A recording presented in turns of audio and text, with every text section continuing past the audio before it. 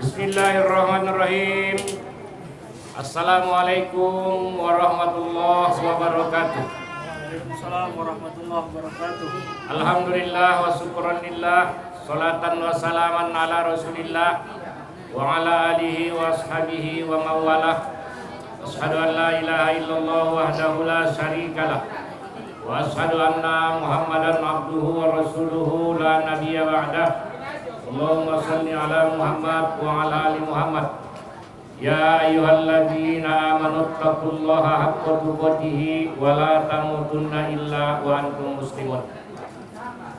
Bapak, ibu-ibu, ahli bait, para undangan baik yang berada di luar maupun yang berada di rumah.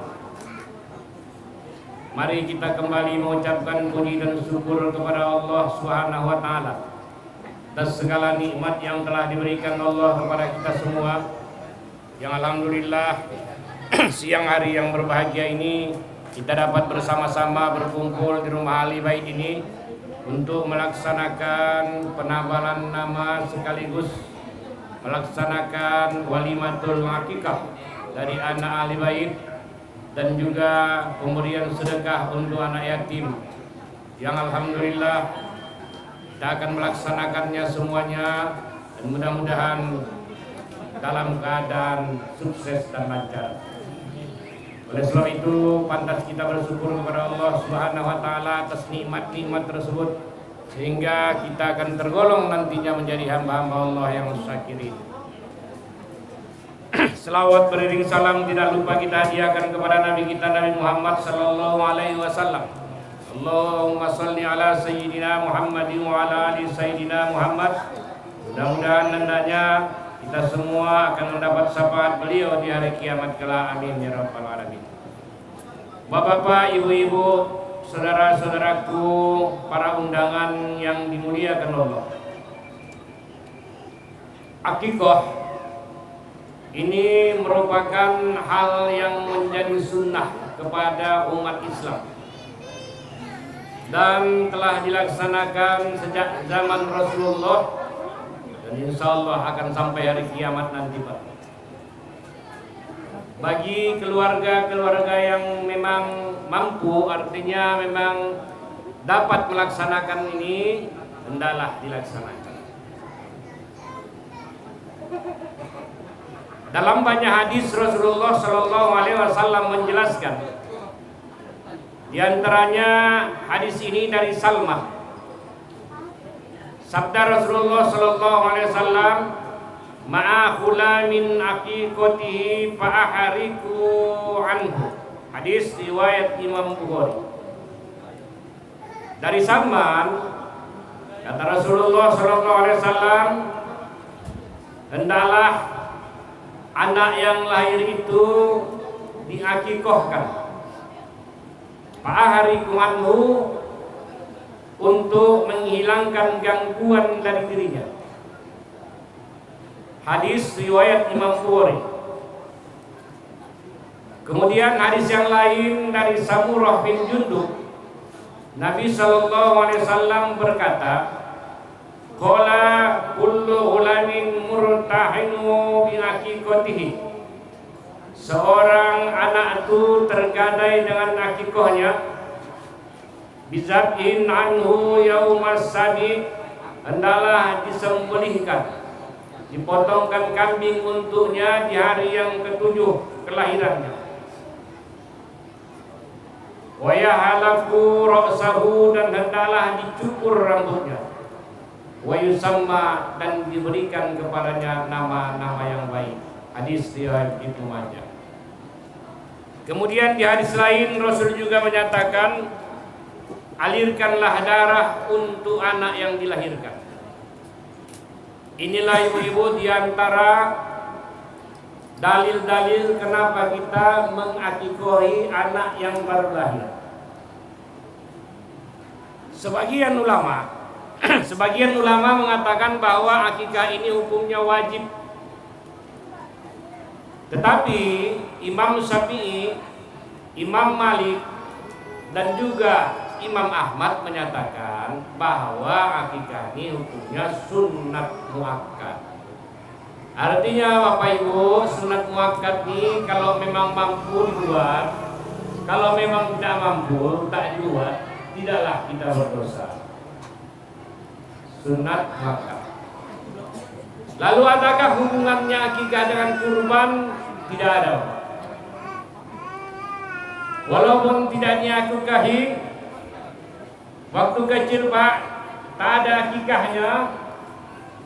Udah tua-tua kayak kita nih, macam bapak nih, macam ibu yang dapat kurban, tak ada masalah. Silakan aja betul. Kalau macam bapaknya tidak diakikahi lagi Pak, macam ibu nih, bisa. Tapi tahu sebagai ayunan lagi ya. Raja yang nanti ayun-ayunkan lawan, ya kan? Yang mengayun pula ibu-ibu pula, gini mata cuma nengok, hancur ya kan. Jangan lagi akikahi. Kenapa? Alasannya apa? Rasulullah SAW sesudah beliau diangkat menjadi Rasul, diakikahinya dirinya sendiri. Tapi Pak, kalau tak kuakikahi diriku dulu waktu kecil, aku tak diakikahi ayahku. Sudah besar sekarang, aku tak juga mau berakikah. Karena bolehkah Pak? Boleh. Berdosakah? Tidak. Tidak Pak. Ya kan? Nah, jadi tak ada sama sekali hubungannya antara akikah dan kurban. Sama-sama sunat muakkad. Akikah hukumnya sunat muakkad, sunat yang dikuatkan. Kurban juga sunat muakkad. Hanya akikah nih Pak, tuntutannya sejak anak dilahirkan umurnya lebih kurang 7 hari sampai sebelum dia balik. Sementara kurban tuntutannya setelah balik sampai tua, sampai meninggal. Itulah hukum asal. Lalu kalau udah orang tua masih boleh berakikah, ya cerita tadi boleh. Kalau anak-anak begini tidak dikurbani boleh, ya boleh juga. Itu hukum asalnya. Kalau kita hitung-hitung Pak, kalau kita kira-kira, kalau sudah kita memang udah tua, kalau memang pas satunya kesempatan awal, misalnya seekornya kambing, pilih yang mana? Kurban atau akikah? Dulu kita waktu kecil belum diakikahi orang tua kita. Kita udah dewasa, udah tua, ada kesempatan kita punya seekor kambing. Tapi kurban juga belum. Akan ada dua pilihan kah? Akikah atau kurban? Ya pilih kurban. Ya pilih kurban. Nah, karena ada kaitannya nanti, kepentingannya nanti untuk hari kiamat Bapak. Ya kan? Hari kiamat. Sedikit kita cerita tentang kurban Pak. Nanti Pak, tunggangan kita di hari kiamat ketika kita akan dipanggil Allah, dihimpunkan di padang mahsyar. Salah satunya tunggangan kita kurban nih Bapak, Ibu. Salah satunya tunggangan kita kurban nih. Allah berfirman kepada Jibril, wahai Jibril, jangan biarkan hambaku berjalan kaki ke padang mahsyar nih. Padang yang sangat tandus, gersang, matahari hanya sejengkal dari ufuk. Karena mereka tidak biasa berjalan kaki ketika di dunia dulu, wahai Jibril. Sejak mereka kuciptakan, kata Allah, mereka kuberi kendaraan per minggunya. Kemudian setelah mereka dilahirkan, kuberi mereka kendaraan, yaitu gendongan ibu dan ayah mereka. Setelah mereka dewasa, kami angkat mereka di laut dengan bahtera. Di darat kami angkat mereka kuda dan keledai. Hari ini Pak dengan Fortuner, ya Bu, Pak, kereta, mobil, motor. Dan di saat mereka meninggal pun, kata Allah, mereka juga diantarkan ke perkuburan mereka oleh saudara-saudara mereka. Mereka tidak biasa berjalan kaki ketika di dunia dulu. Lalu Jibril bertanya, ya Allah, apakah kendaraan mereka? Kendaraan mereka adalah kurban-kurban yang pernah mereka sembelih dulu di dunia. Bapak, kalau andainya tak adalah kurban kita, bayangkan Bapak naik apalah kita ke padang mahsyar. Jauh Pak padang mahsyar dari PAM nih Pak. Dari Tanjung Balai jauh Pak. Dari Medan jauh Pak, dari Jakarta jauh Pak, dari Makkah jauh Pak, dari Amerika jauh Pak. Lalu di mana letak perang mahsyar? Wallahu a'lam bishawab. Lalu apa kendaraan kita? Kan ini Pak yang selalu menjadi renungan buat kita. Kadang-kadang Bapak Ibu, kita sering memikirkan kendaraan dunia. Kita kadang-kadang sanggup Pak mengangsur kereta, mengangsur mobil. Di rumah kita Pak udah ada sebenarnya kereta 2 atau 3 udah cukup untuk kebutuhan kita. Tapi karena sebentar lagi akan datang Lebaran Pak, kita mau yang sedikit lebih mewah. Pak, udah ada Vario di rumah Pak, udah ada Scoopy di rumah Pak. Ya Pak, mengilir kita, terpancing kita menengok NMAX, GTX. Kita sanggup mengangsurnya Pak 1,5 juta per bulan, DP-nya 5 atau 10 juta, waktunya 3 tahun. Tapi pernahkah kita berpikir mengangsur kurban hanya 200.000 per bulan, hanya sebatas 1 tahun tanpa DP, yang nanti akan menjadi kendaraan kita di saat kita panggil dan dihimpunkan Allah di hari kiamat, hari yang sangat panas, tandus dan gersang. Pernahkah kita berpikir ke arah sana? Ini menjadi renungan untuk kita Pak. Oleh sebab itu Bapak, Ibu, saudara-saudaraku, para hadirin yang dimuliakan Allah, lagi kesempatan itu ada, mari kita rebut kesempatan itu.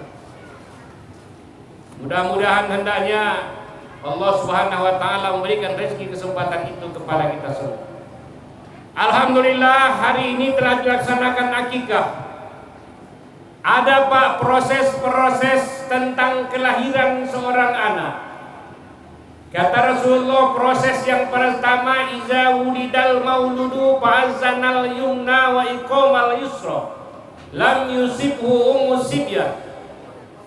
Kalau kamu mendapati kelahiran seorang anak, kata Rasul, baik anak itu laki-laki, baik anak itu perempuan, sekiranya anak itu bencong sekalipun.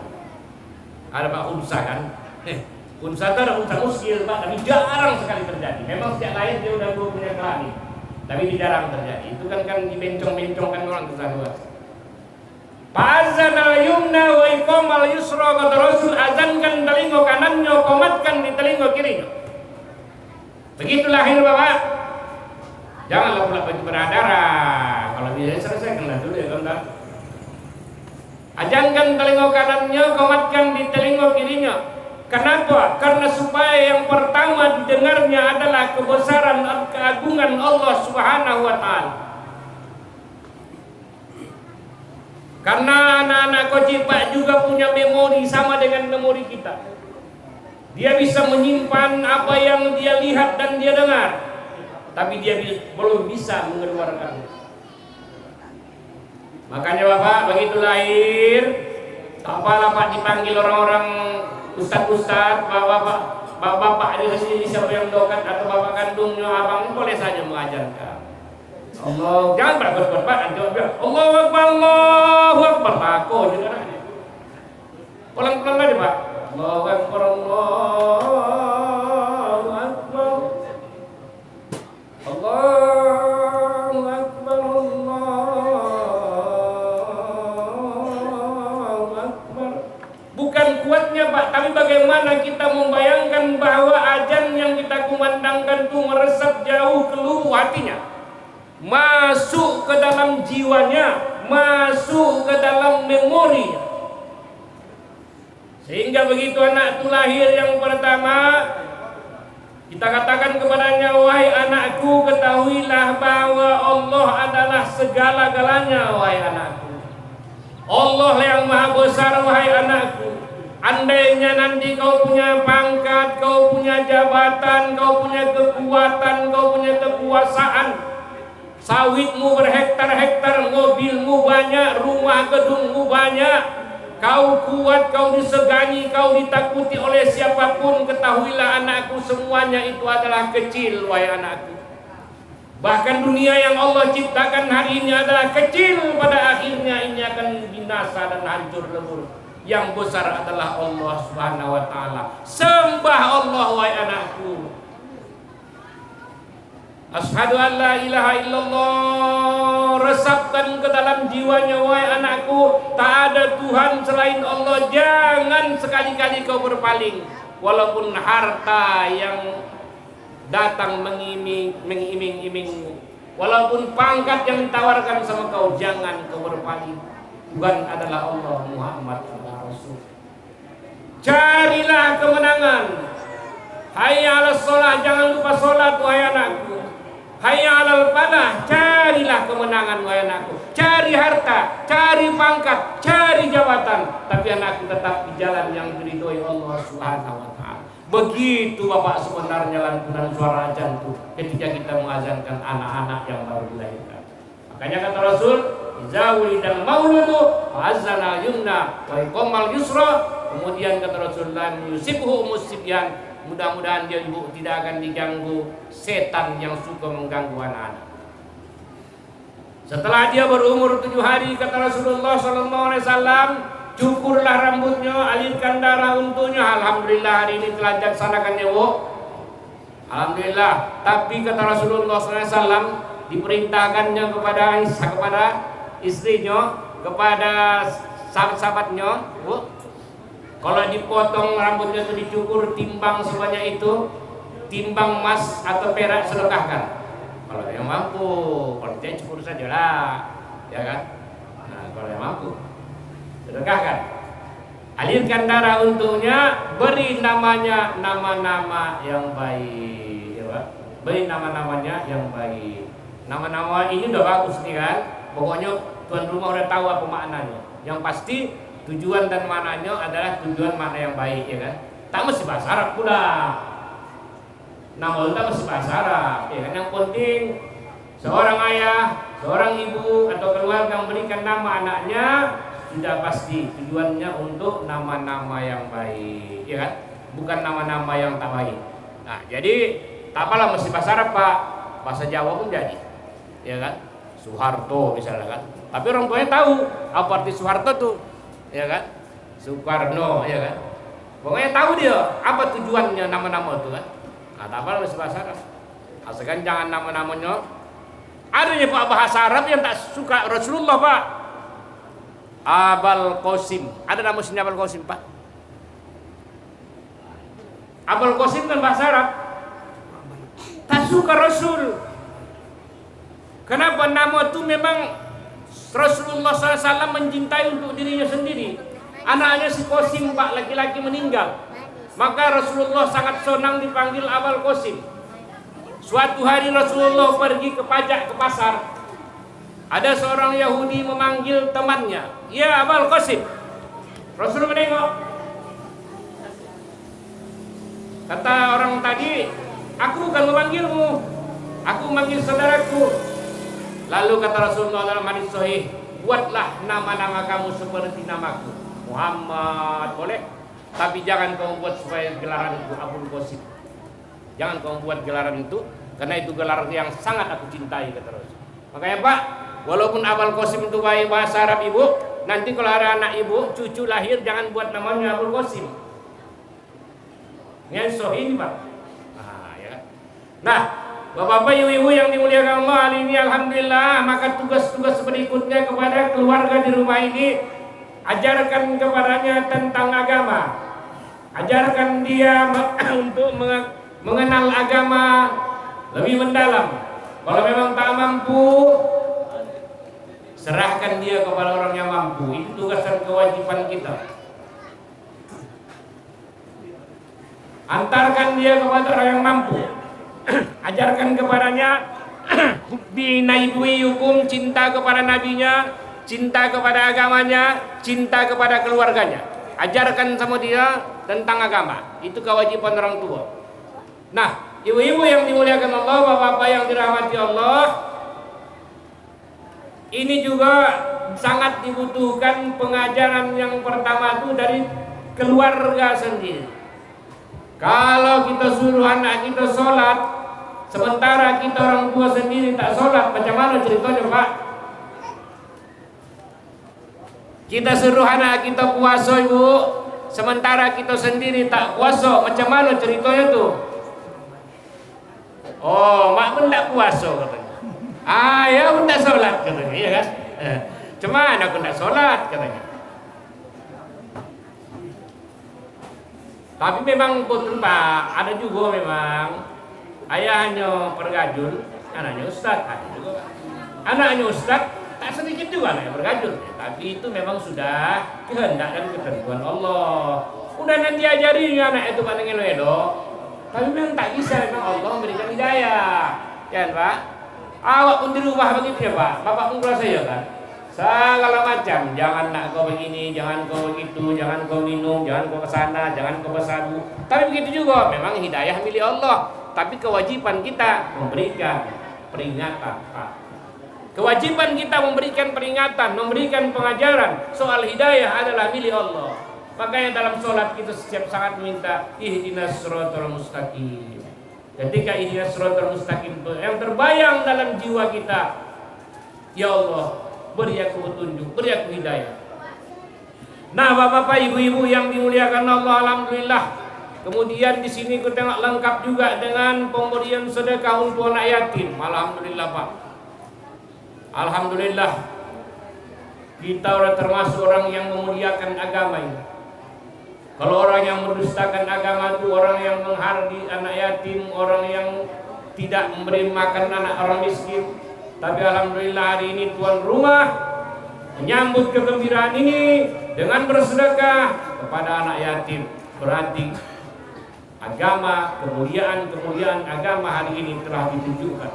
Nah, Bapak Ibu yang dimuliakan Allah, ini juga menjadi pelajaran buat kita. Kadang-kadang Bapak, kalau anak lahir kadang-kadang keyboard yang besar-besarkan, akikah kurang dibuat, ya Bu. Pemberian sedekah sama yatim tak dilaksanakan. Bolehlah kalau nak hiasan keyboard ya, tapi ini dilaksanakan. Nanti nak buat keyboard belakang, buat bisayyatal hasanati tamhuha, kata Rasul, iringilah perbuatan jahat kamu dengan perbuatan baik. Kalaupun nanti keyboard itu ada sedikit unsur dosanya, ya kan? Tapi di sini unsur pahalanya ada, mungkin bisa berimbang kan begitu. Ini semata-mata dilaksanakan ini tidak ada. Jadi ini alhamdulillah tuan rumah ini memang nampaknya sudah sempurna. Bapak Ibu yang dimuliakan Allah, agaknya ceramah singkat kita pada siang hari ini hanya sebatas itu saja dulu. Akan kita lanjutkan lagi dengan pemberian sedekah untuk anak yatim, dan insya Allah mungkin masih ada lagi nanti acara-acara berikutnya yang akan dilaksanakan oleh ahli bait rumah ini. Kepada Bapak Ibu yang dimuliakan Allah, saya mohon maaf segala kelebihan dan kekurangan dari ceramah ini. Kepada Allah kita mohon ampun. Billahi taufiq wal hidayah. Assalamualaikum warahmatullahi wabarakatuh.